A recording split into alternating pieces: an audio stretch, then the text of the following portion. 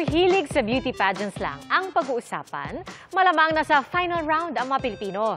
Pero may isang dalaga mula Oriental Mindoro na hindi lang hilig ang manood nito, hobby rin ang sumali. Kaya ang bahay po nila punong-puno ng mga sash. Kuya Kim, ano na? Sa ginanap na Grand Coronation Night ng Miss Universe Philippines 2024 kagabi, panalong tilag mula Bulacan si Chelsea Manalo. Ang victory ni Chelsea, inspirasyon ng napakaraming Pinay na pangarap ding makorona ang Miss Universe Philippines.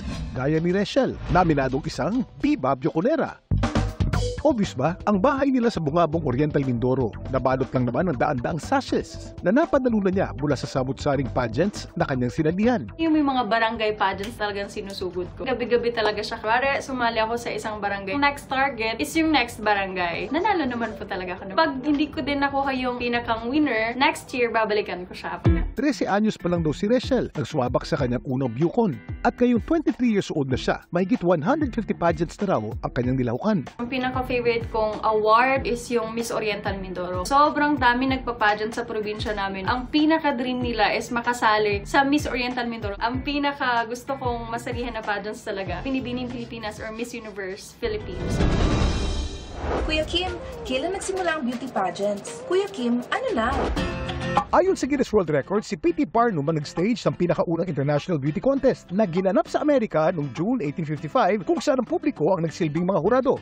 Ang beauty pageant pinakilala naman sa atin ng mga Amerikano noong 1908, ang Manila Carnival Queen. Layunin nito ay ipakilala ang bayang Pilipinas para pumasok ang mga dayuhan. Doon nagsimula yung paghahanap ng tinatawag nating Carnival Queen. Naging purveyor of marketing and showcasing the country itong mga beauty contest na tinatawag.